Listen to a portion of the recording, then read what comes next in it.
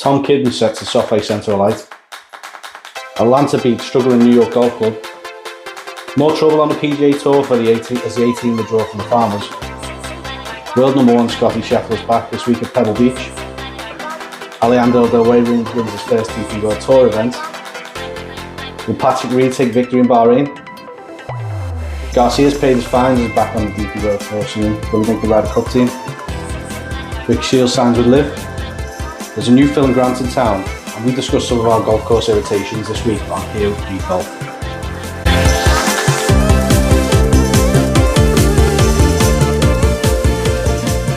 Welcome back to Where We Golf. My name's Dan. My name's Jay. It's tea time. Coffee time, coffee mate. Tim Horton.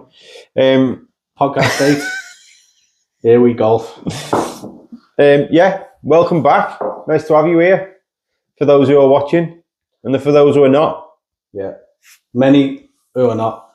Before we get into it, we've stalled on the subscribers. Now, we did say at the start we didn't have a sort of target or anything, but we haven't had many hit the subscribe button for a while. So if you could do us a big massive favour, like the video, subscribe on the YouTube channel. If you're listening on the audio, if you're listening on Spotify or Apple, you drop us a rating as well. We massively appreciate that. Just try and get a bit more engagement. And let us know in the comments as well what you think of the show. Agreed. Be nice to get a little bit of a following. It'd be nice to get some guests on as well going forward. So if you want to join us on Zoom, feel free to reach out at herewegolfpod@gmail.com. And yeah, absolutely. Come on. Give us your thoughts about the DP World Tour, PGA Tour, TGL, whatever you want to talk about. Yeah, second that, lad. Right. Should we get into the golf? Absolutely. Any more admin to cover off? I don't think so. No. I think we haven't played any golf, have we?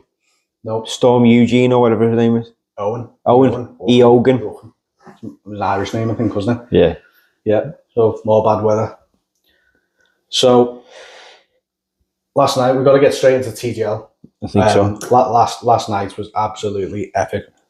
So we're recording on Tuesday, the 29th of January. Is it 28th? 28th of January. But last night was Monday, the 27th, and you had Jupiter and Boston took to the SoFi Centre, which was billed as the big one, Tiger versus Rory, and it didn't disappoint. It felt like TGL finally sort of arrived last night. Yeah, a few mixed reviews over recent weeks on the first few sessions, but last night was actually like it was brilliant. I didn't watch any of it. It was too late for me. I was busy doing other stuff, but I think there was always going to be teething problems with the TGL, and I think it's clearly showing that it's got a little bit of a future on it, which is good. Yeah, I think after last night, I think there's definitely something in there, and the other players I think need to have seen last night and harnessed what was going on, because not only was the golf good, but there was a good atmosphere in there. Yeah. The players were like bouncing off each other, like good vibes. It was coming across on the microphones as well, because the point in being mic'd up and they're not saying anything. Yeah. But that was coming across well as well. Players were having banter with each other and like the crowd and talking to the commentators back as the commentators are in their ear.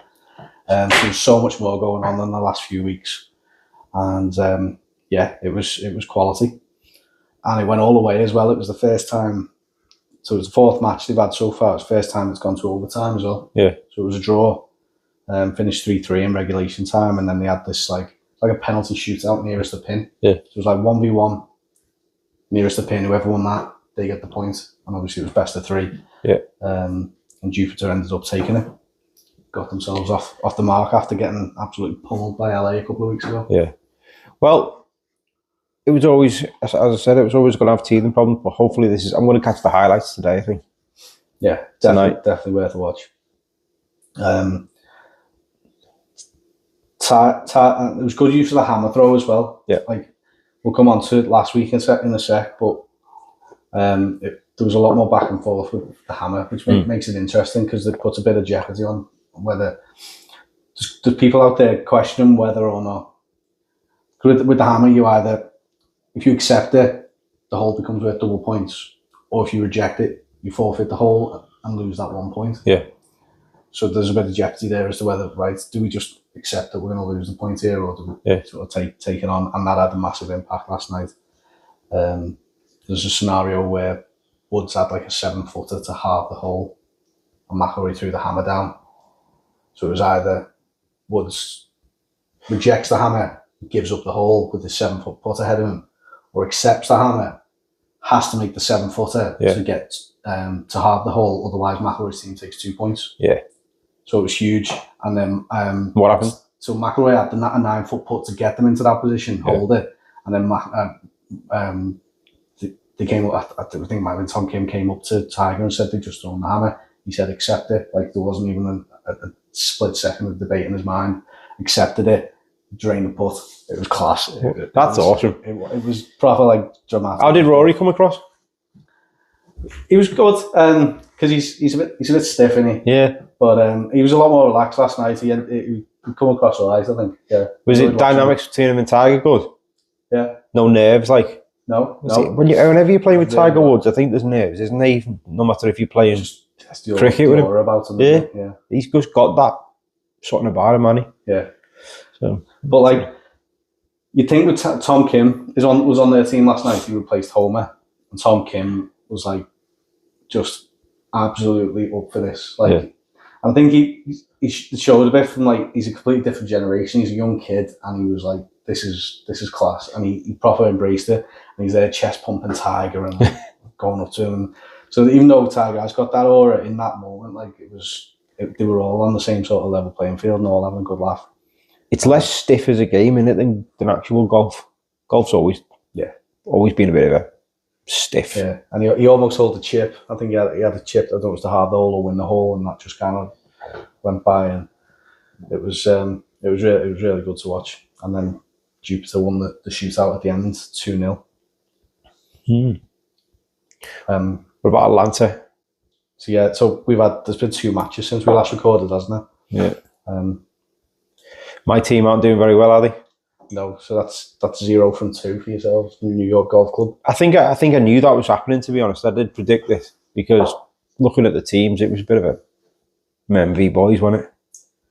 Yeah, I watched a bit of it, and Matt Fitzpatrick just looks so out of place. Yeah, he doesn't suit it. Not really got the sort of relaxed, no banter from him. He's not getting. He's not judging the shots. He's all over the place, and I don't know if he's letting them down. But he's played both games and he's struggled. Yeah, his putting's good. Matt Fitzpatrick he's just not very good in his long game, and it's a completely different entity, isn't it?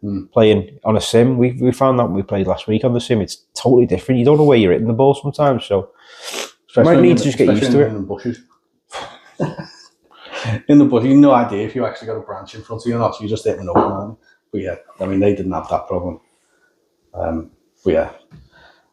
So Matt Fitzpatrick and his New York golf team are struggling, 0 from 2. Yeah. And are up against it now to make the playoffs. So they played Atlanta, that was their first game.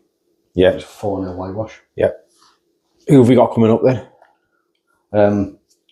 Just on that, like last week, I don't know if you noticed, but so Atlanta was Patrick Cantley, Billy Horschel. Yeah.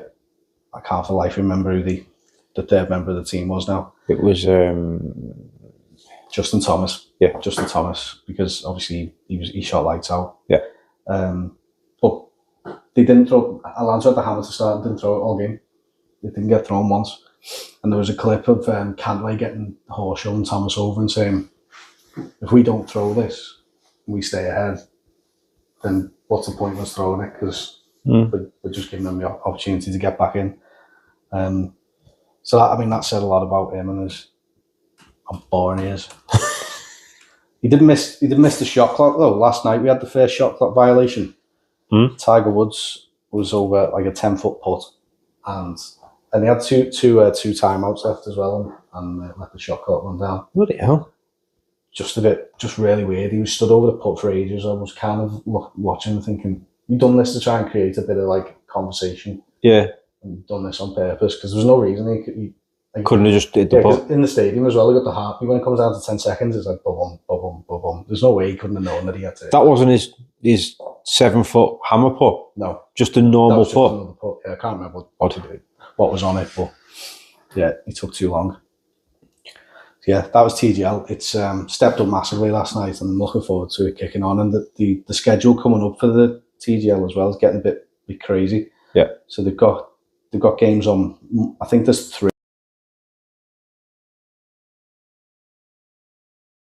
next week on the same day. Yeah.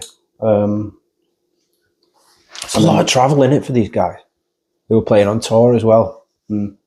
Like Homer, he's popping up everywhere in different tournaments on the European Tour and the PGA Tour.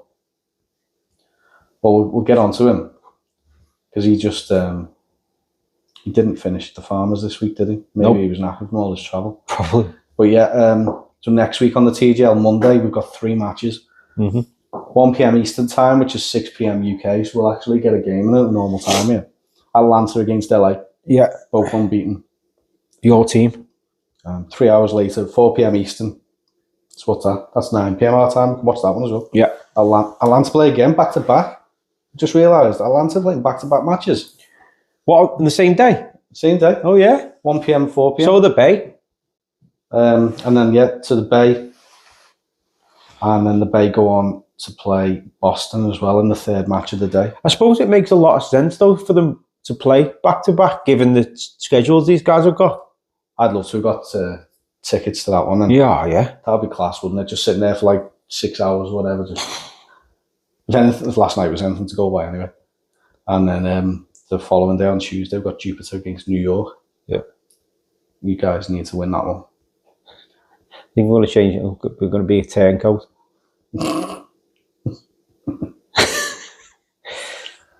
Yeah, that's TGL. So we want to PGA Tour. Yeah. Farmers Insurance Open. Bit of a mad one, wasn't it? Weather didn't help. Weather didn't help. I got a bit of wind that there was some illness in the camp as well. Yeah. So I think that's what contributed. There was 18 pulled out in the end. I think Shoffley was injured, wasn't he? Yes. Homer pulled out after the first round, I think. Just an absolute whitewash, really. Yeah. The weather didn't help, did it? Got delayed, and then they had to cram the rounds in on the weekend. Yeah, and you seen by the scoring, 8 under won it for a PGA Tour event. It's unusual, isn't it? Very unusual. Harris English. Name bit of a blast from the past. Actually, I've not heard from him for a while. Sunjay Im, one of your picks for this week, played well. Pronounced. Tied for 4. And Danny Willett tied for 9th this week, which is getting himself back in there because he's not been very good recently, has he? No, not seeing him near the top of many leaderboards, really. The Poltergeist was up there all the way, and he shot 6 over on the last day. Scared by the wind. Ooh! Yeah, some people who were up there fell away on the last day. Yeah. There was a moment where I thought Joel Damon, and Wes Bryan might have just given us some incredible viewing, because obviously Brian's on his YouTube, isn't he? Yeah. And Joel Damon, everyone's kind of rooting for after his full swing appearance on Netflix last year as well, but both faded on the last day, unfortunately. One of the most surprising things for me was Rosner actually made the cut. And every week Rosner makes an appearance. Do you reckon he'll win this season? No.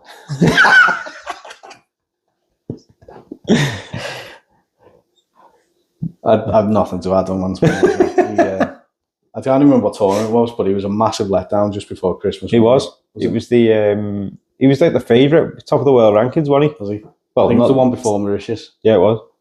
Top of the world rankings, highest world ranking in the event. Yeah. World number 1. Antoine Rosner. World rankings. Absolutely biff.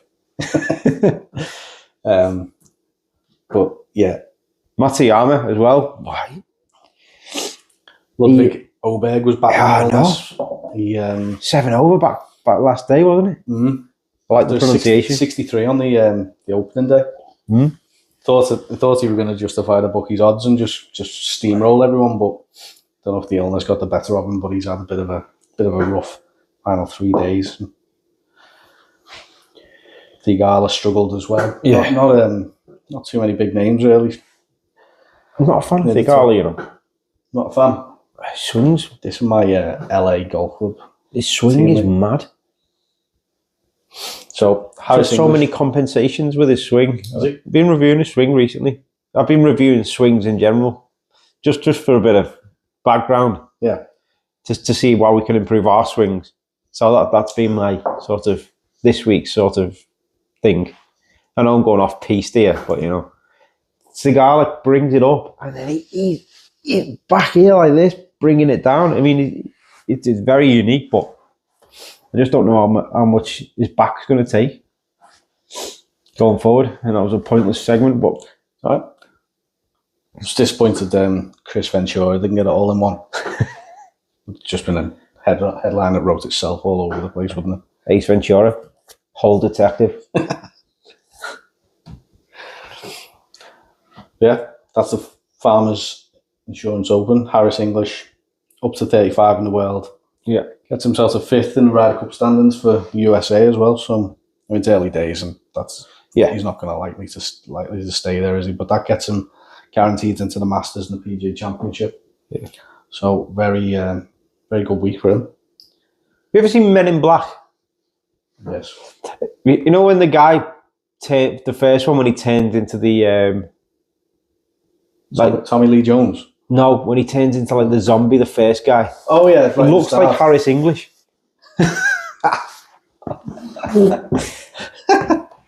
Random content for you there. Any more to add on the Farmers?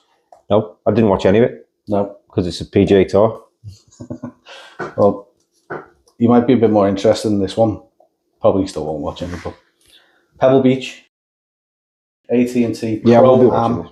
Yeah, it's got the big names. It's a class course. Yeah, 2 courses.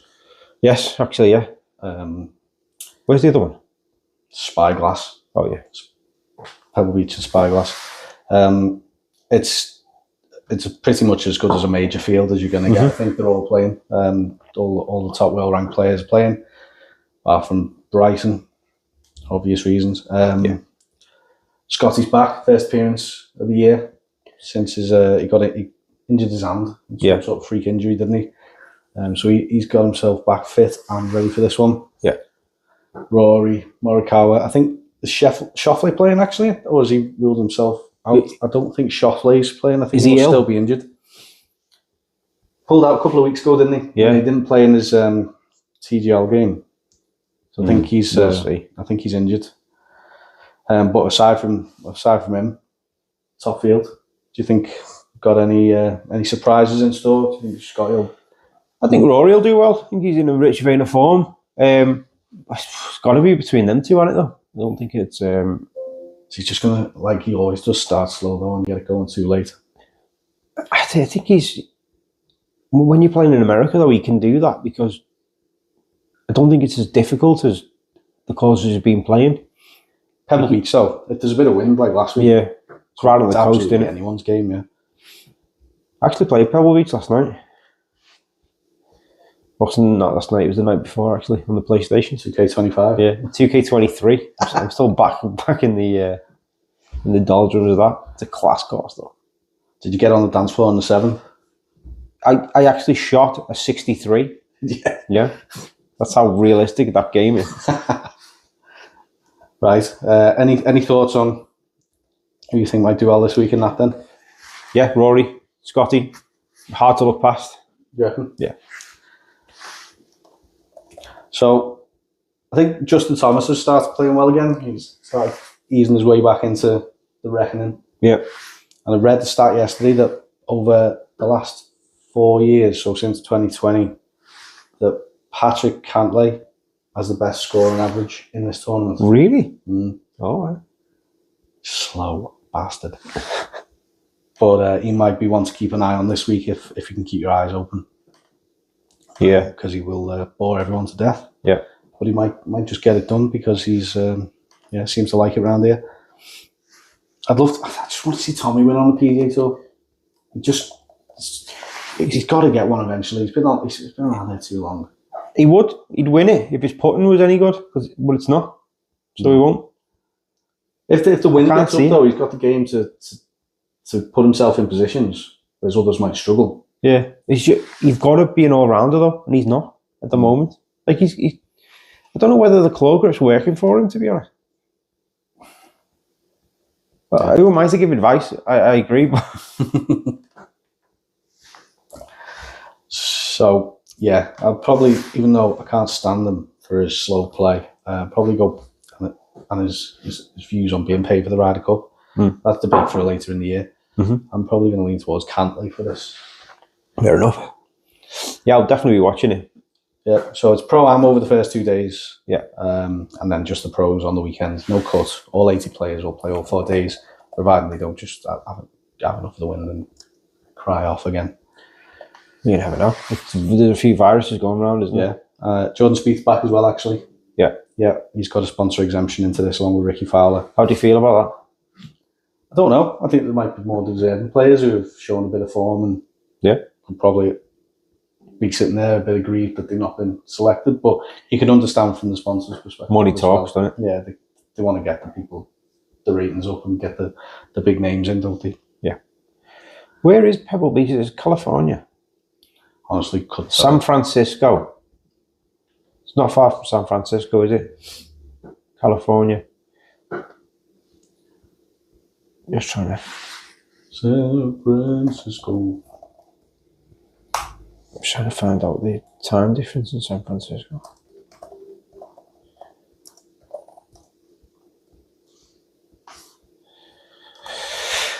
Mm-hmm. 8 hours behind. Yeah, I'm going to be watching that. Yes. Great thing about YouTube now, though. It's easy to catch up on the highlights as and when you want. You don't have to wait for like Sky to bang on the highlight show at like 1 o'clock in the afternoon, and then the missus says we're going out. You're like, oh, fucking hell. Yeah, exactly. You can just bang YouTube on whenever you're free. So yeah, we'll catch up on it. Unlikely to watch all of it live. Very unlikely. Anything else on PGA? Absolutely nothing. No. We'll come back to it in a bit for our golf course irritations. Yeah. DP World Tour. The Ras. There's our wheelhouse in it. This is one we love. We do. Ras Al Kahimah. Al Kahimah. Al Kahimah. We won't have to say that again for a while after this. Thank God for that. Yeah. Lana Del Rey. Yeah, she did well, didn't she? Cracking set of tits. Oh, sorry, that was Marcus Armitage. Arms and takes. He played well, didn't he? Alejandro Del Rey. Did. Just unbelievable. It was just 22 under par. Just blew the field away. And it was a tough golf course as well. You see by the first day when Tom McKibben, Daniel Hillier, they were all way over par after the first day. They needed a really good second round, but it didn't happen for them, did it? No. Del Rey, to be fair to him, he was just dead consistent as well. All week, it wasn't as if like he just had to storm around and pull him back into it. He went 4 under, and then the last 3 rounds, 6 under each. Yeah. Like 68, 66, 66, 66. So. That's the dream. That is the dream tournament for him, isn't it? Yeah. Probably not going to happen again. Well, no. I don't know. He said in his interview afterwards, he feels like a good closer event. He's just not been putting himself in position to close it out. So when he's got himself in front, he said it felt easy and he was quite relaxed. Yeah. Which is a very good mentality to have, isn't it? Really good. So if he can sort his game out and get a bit of consistency, get him into positions, maybe he could kick on. Yeah, that's his world ranking. But that's he's up to about 140, 145, I think. He's just won his first DP World Tour event, though, on 70 starts. Got to confess, I hadn't heard of him beforehand. No. But he's a Spanish lad. He had a bit of a contingent following him. Pablo Larrazabal was there watching him from the background. Was he? He probably grew up with all the... No, he hasn't. Ignore that. No, but they do all play together. Yeah. That's how you're going to say. He grew up... but he's a bit older, isn't he? Larrazabal. 4-shot victory, though. Like, absolutely fair play to him. Unbelievable. And he, 4 shots over Marcus Armitage, who I'm glad to see back because he's been in the doldrums the last few years and he's He played really well, actually. Nice paycheck for him. Yeah, he was very, very good tee to green. And especially the first couple of days. I said to you, then after the first day, his putting, like he held a ridiculous amount of putts on the first day, and I thought that's not sustainable, so he's going to drop off. And he kept there, didn't he? I mean, after his 63, he didn't obviously match that, but he still put a few 3 decent rounds together to play well on the weekend. But they didn't give anyone else a hope on a shred of hope on Sunday. No. Puig. He came back, didn't he? Corrected by the commentators this weekend there in the call. Puig. He it's very solid week for him. David. But it's David as well, not David. Yeah, definitely not David. Dave Puig. David Puig. Dave Puig. Dave Puig. All right, Dave. David Puig. Very, very solid. 15 under. Nice 65 on the last day. Yeah. Thank God for my fantasy team, but no. Yeah. Move on to that. I'll talk about that in the next episode tomorrow. Yeah. Jason Scrivener next, and then Scrivener. He's been on my radar for ages. Scrivener. I don't know why. I just think I like his name, but I notice him. It's Tommy Fleetwood walking past him. Well, he's not going to be winning this weekend, is he? No, he's delivering mail.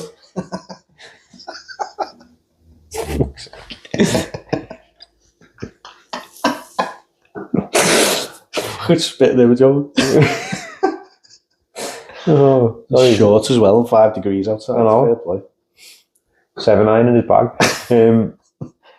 This is not funny for you guys, I know. Imagine if I ordered that shaft. I ordered a new shaft for the driver. Imagine if he delivered that. That'd be class, wouldn't it? But yeah, so tips done. Puig, Scrivener. Yeah. Happy Barnrat back up in the top 10. Yeah, he played well, didn't he? Soderberg as well. I think you mentioned him a couple of episodes ago and I had half an eye on him. He hasn't done nothing to justify sort of... Well, I said I was going to pick him, didn't I? And you went, behave, lad. This week? No, last week. And then Patrick Reed and Scott Jameson make up the top 10. Yeah, Scott Jameson, I haven't heard his name for a while, so it was nice to see him coming back. I was reading an article about, for this upcoming event this weekend, and he's got quite a good record in the Middle East. Yeah. So it might be one to have a little think about for Bahrain. Yeah. But he's getting on him. He's got to be in his 40s now. He's been around forever, hasn't he? And he just kind of just ticks over. Doesn't really set the world alight. But you always just see his name over and about, don't you? Yeah, I'm surprised with this field actually for this week in Bahrain. I don't know whether we're moving on to that yet. I think we're going to have to, yeah. Because of the Pebble Beach, I thought the field would be so depleted, but it's actually a decent field. But I think we're in the international swing now, aren't we? Everyone's come back after the Christmas breaks and everything. I think that's why the Afrasia was such a bad field. But yeah, I'm pretty... we're only playing for 2.5 million. Only. One can dream, can't they? But yeah, I think so. Is it the same as last week? 2.5 million, and same Ryder Cup points, is it? So it's another one where it's not going to attract the big names, is it? No, but it's good enough field though for what it's offering. Absolutely. Patrick Reed's playing again. Jimmy Walker. He's fell off a cliff massively, and Jimmy Walker walked off a cliff. Keep walking, Jimmy. Like find Max Homer down there. No.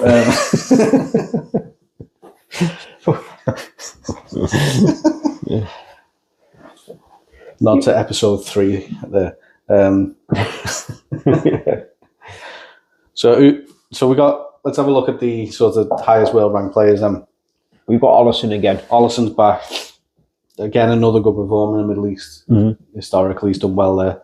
His putter was so cold this week, though. Was it? Oh my God!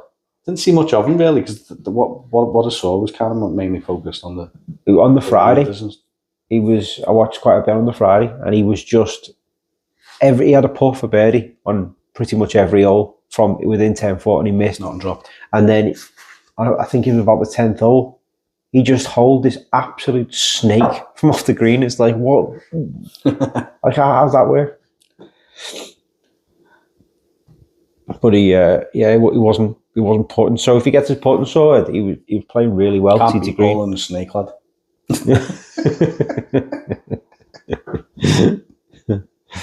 Oh my god. So Allison's up there. Roman Langask. Yeah, shite. Recent form not looking good though. Missed cut last time out. Tied 45th. Yeah. And then Puig got himself up to 87th in the world. So when you consider he's a live golfer, and he's only like in his very early 20s. I think he might actually just be 20. Yeah, that's good going. He's class. Yeah, really good player. So looking forward to seeing him again. Yeah. Laurie Cantor. Yeah, good player. Has started this year well, hasn't he? Yeah. Really well. Team Cup and then third last time out. Yeah. Didn't play this week, did he? No. But he's back out in Bahrain. And another Jordan Smith also historically does well in this part of the world. Yeah. Nørgaard Peterson. He missed the cut last time out, but I think he'll come back this week. I picked him in fancy team last week, didn't I? Yeah. We'll talk about tomorrow, but he just didn't get it going at all this week. Same for Mr. Parry. John What Parry's happened, had a bad week. That's two missed cuts in a row. Two missed cuts in a row. But I mean, Dubai does a classic week before, but yeah. Yeah, but he won. One miscut. That's just the pillar of inconsistency, isn't it? Mm. Yeah, so maybe we're going to have to factor that in. That's 3 missed cuts in his last 5 events. He's got miscut, tied second, win, miscut. Mad. So if you look at him from fancy perspective, it might be one to avoid. After all, we've bigged him up. Yeah. He's can't be relied on by the looks of it. But might be a watching brief this week, see how he gets on. Yeah. And then we're Patrick Reed before you start sort of... He's very steady on the tour, isn't he? On the DP World Tour, Patrick Reed. Yeah. He is literally a top 10 player, isn't he? Every single one. He should be thereabouts every week, I think. He's class above these, really. I can't believe he's actually 115th in the world, considering he's major champion. He's got the game, hasn't he? It's live, innit? He's not been getting the ranking points. Oh, is that what it is? He'll start climbing back up now if he's playing DP World Tour regularly again. He should be head and shoulders above this field, really, given where he's been in golf. Yeah. Well, I think so, and I'll talk more about that on the fantasy pod because I picked him, and I think he's going to win. Yeah, but he's the bookie's favourite, isn't he? Is he? I've not seen the odds. 14-1. Puig must be up there, is he? Yeah, 14-1 as well. I think he's joint favourite.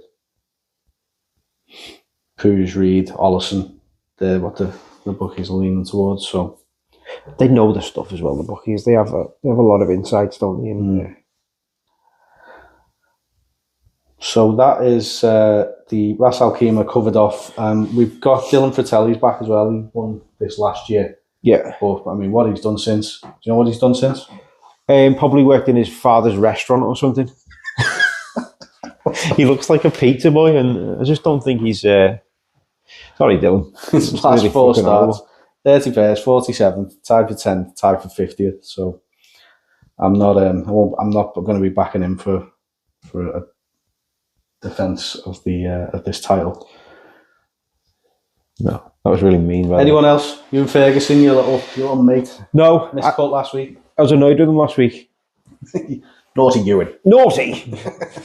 He was so set up to do well last week, given his previous week how solid he was, TT Green, and he just didn't find it. So now I don't think he'll do well. I think it pains me to say it, but Patrick Reed's the one to beat this week. Maybe Soderbergh and Nørgaard Peterson. Outside picks. Got half an eye on the Micheluzzi and Aora as well. Yeah. He looks different, doesn't he, Aora? Shaved his head, hasn't he? Does he? Yeah. He used to have big long locks, didn't he? Goldilocks. Is that not Hidalgo? You're not getting mixed up? Completely, yeah. Cut that out. Hang on, let me check. I might be wrong. Hidalgo's got nice long locks though. Just while we filled the airtime. Hidalgo. Yeah, completely wrong player. Yeah. What a chance shite. Don't watch it, it's shit.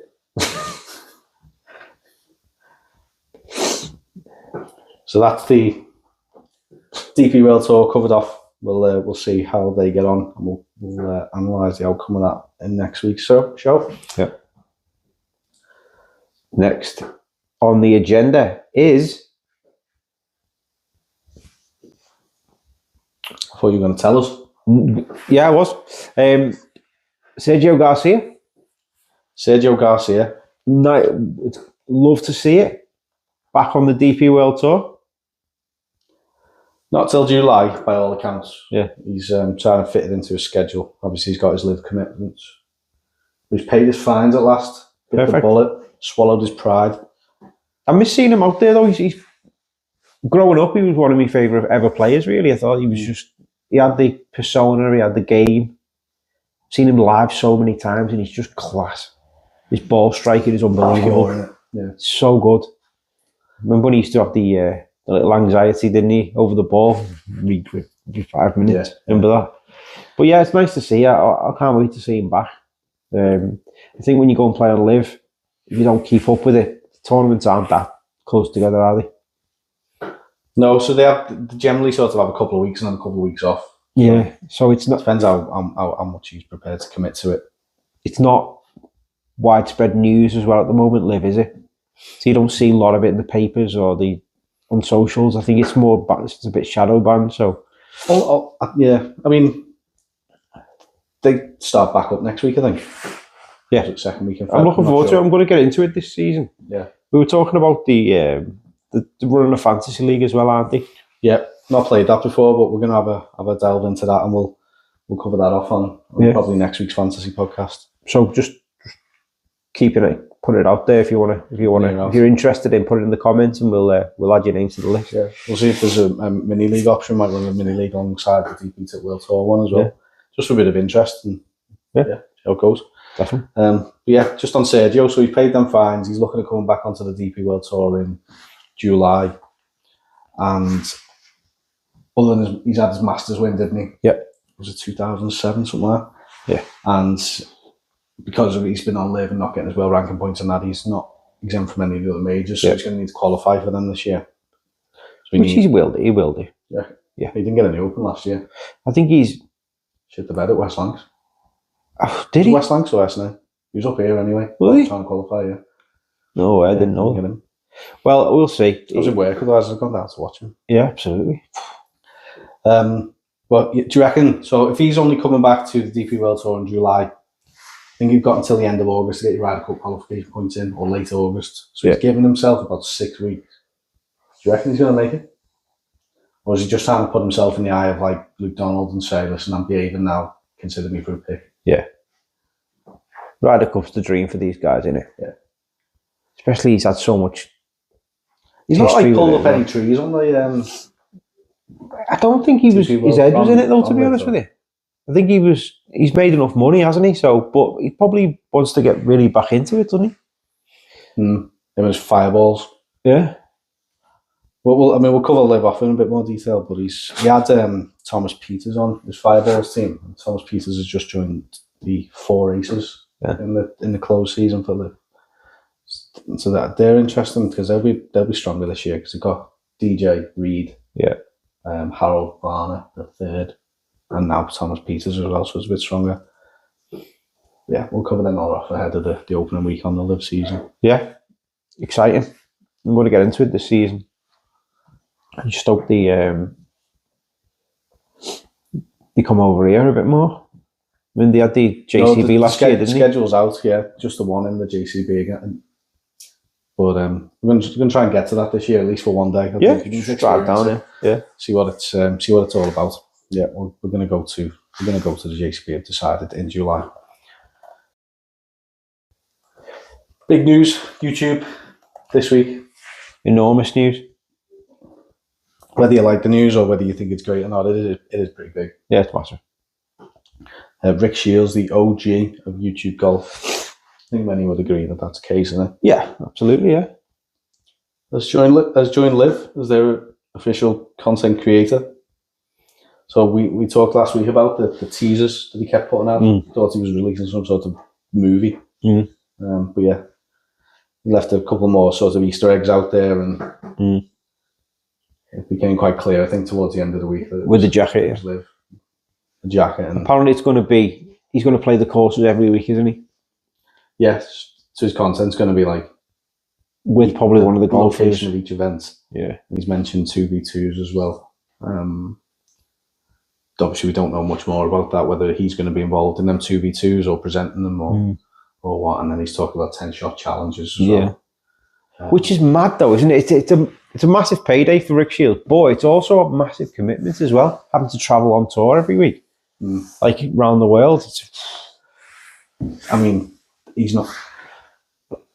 The Saudis aren't going to be paying him buttons, are they? No. So he's going to. I'm sure it's big going to be payday. a small price to pay. Like, yeah. I learned this week though that his company is already 50% owned or by Saudi investors. Yeah, so he was already in bed with them. So maybe it's not as big a shock as many thought. Yeah, probably not.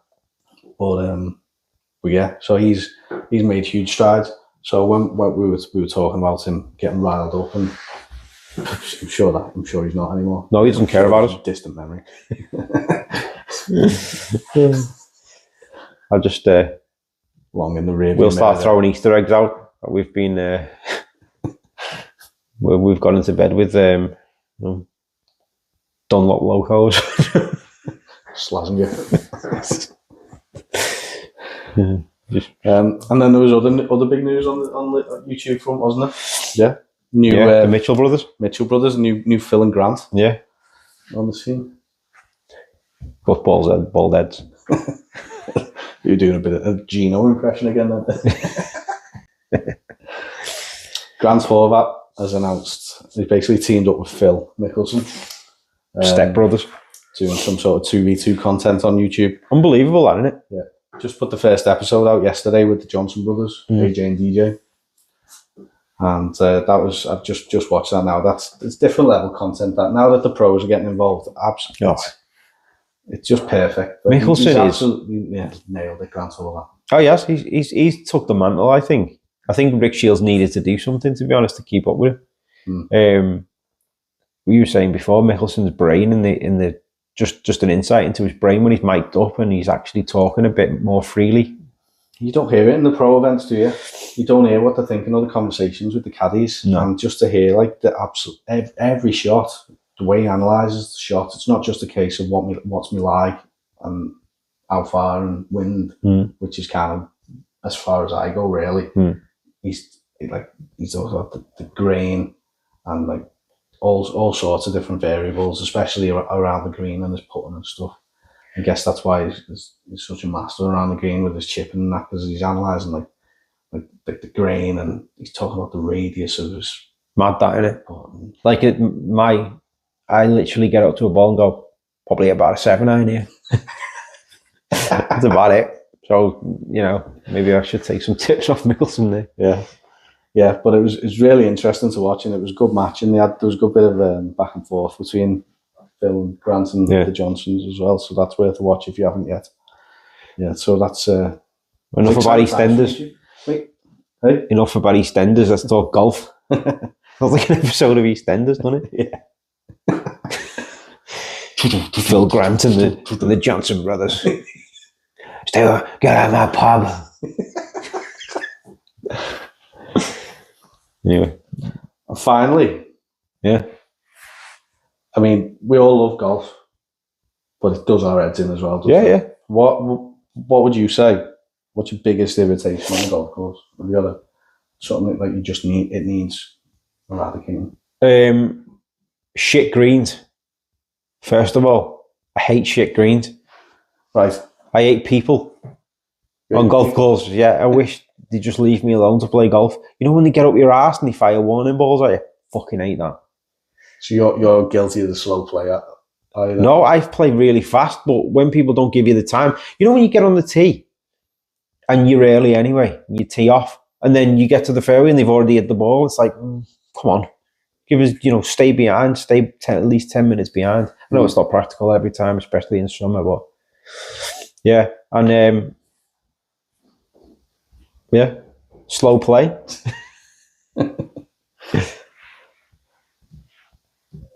Yeah. Slow play costs lives, doesn't it? Slow play does cost lives because you've got people behind them bowling balls at them. I've been guilty of as well. You send out a little warning, like fucking get your skates on. I don't do it because I'm impatient. I'll do it when it's become untenable. Yeah. You know, like you've been fucking last 6 holes, you've been waiting 5 minutes on every shot. Yeah. It just wears you down, doesn't it? And that's just an amateur level as well. We're going to get to a point though where Adrian Otaegi and can't like playing it too well, aren't we? Imagine that. See what happens. Oh my God. They're going to be setting records there. It's like 7-hour round. Hopefully they play Carnoustie in one of them rifle range shots just makes its way out of the range. Yeah, it's all about slow play, like the amateur game. It was 5.5 hours this week for the final round of the Farmers as well. Yeah, terrible. How, like, that's just not conducive to people watching, is it? You don't want to watch that. You can't. It's the reason TGL is probably going to become a big thing, because people want to see it dead quick. The nation is impatient. Not the nation, the world is now impatient due to social media and streaming's very fast now. I remember when I was a kid, the dial-up internet used to be really, really slow. But you'd wait, wouldn't you? You wouldn't have any issues. Now you just want to see it there and then. Yeah. So that's the way the 100 in cricket's going. That's the way golf seems to be going. So a 5.5 hour round? No, not for me. Yeah, I guess it's like in America, they've always had, like, you look at ice hockey and basketball, the end-to-end sort of sports, sort of generally, there's always action on each play. So there's that kind of culture that's maybe spread. I'm not blaming the Americans for slow play, but I'm just saying that that sort of culture is now come across into everyone, where they want quick fire entertainment and not be having to wait. Like I'll be happy to go on a golf course and watch live golf. Yeah. But when you're sat at home and it's just filled with adverts because they're taking that long, I saw a thread and I can't remember who put it on there, so I can't quote them, unfortunately. But they analyze. I mean, this is worse because they must have been pausing and rewinding a lot. They analysed this weekend the coverage of the Farmers Insurance Open to see how much golf was actually being shown and what type of shots were being shown. And literally to the second, they knew how many minutes was adverts, how many minutes were long play shots, how many minutes they were working the shot out. And there was so many adverts, high percentage of adverts. There's not a lot of golf being shown. You got to sit there for 5.5 hours and watch a couple of hours of adverts in that. Yeah, it's no good that. But what do they have a job? That person who's done that, that's a heavy thing to do. That Jesus. Like, so I guess someone had to do it to make the point. But like, yeah, you won't get me doing that. Like, not a chance. Watch the highlights on YouTube next day. Yeah, which is a shame because I grew up watching the PGA Tour. Yeah, and used to love it, and I just don't ever remember being bored. No, watching it. And I just feel that's the case now. I think the DP World Tour do better with the coverage. There's advert breaks, but there's nowhere near as many. Because what you do find on the DP World Tour, the UK coverage, is if they're showing a PGA Tour event, they have a lot of scenarios where they get the feed from America. Yeah. So they have to cut to the adverts when America cuts to the adverts. Yeah. But they don't cut to adverts. They'll produce a bit of content, or they'll show something that's happened a few minutes ago, and keep it rolling. Do you know what though? Just trying to edit a podcast is difficult. Imagine trying to do that live. How much effort goes into that? Gives you an insight, doesn't it? Yeah. Yes, 5.5 hours professional rounds is far too much. Yeah. And if you're on an amateur golf course, or just hurry up. Like 4 hours should be enough with like a 3-ball, shouldn't it? Really? Yeah. And talking about amateur golf, just before we head off, there's a tournament called the Caris Trophy. Have you ever heard of it? Caris? Yeah. No. It's the biggest junior tournament in the, especially England. Justin Rose, Sandy Lyle, previous winners, actually coming to Ormsgate Golf Club on the 23rd of July. Yeah. So I'm thinking about going to have a look if you're interested. Watch? Yeah. Is the field up, like, of who's in it? No, it's under 18 amateur stroke play. So it's some really good players there. Just it's nice on your doorstep to have a bit of class golf from juniors. Yeah, might find the next Tommy Fleetwood. You never know. Be interesting. Yeah, you never know. Might take you up on that. Episode 8. Episode 8 done and dusted. There we go. As we said, if you want to put anything in the comments, if you want to see anything else, if you want to join the fantasy league for Live, if you're interested in that, we'd really appreciate if you like and subscribe. You know, we just want to keep doing this. It's something that's become a little bit of a hobby, hasn't it? Getting us back into golf, which we really sort of stopped playing for a bit. So yeah, just a bit of engagement wouldn't go amiss. So yeah, let us know your thoughts down below and on what we covered and what you want to see. I think that's it for me. I've been Dan. I've been Jay. I'll see you next time on Here We Golf. Tea time over.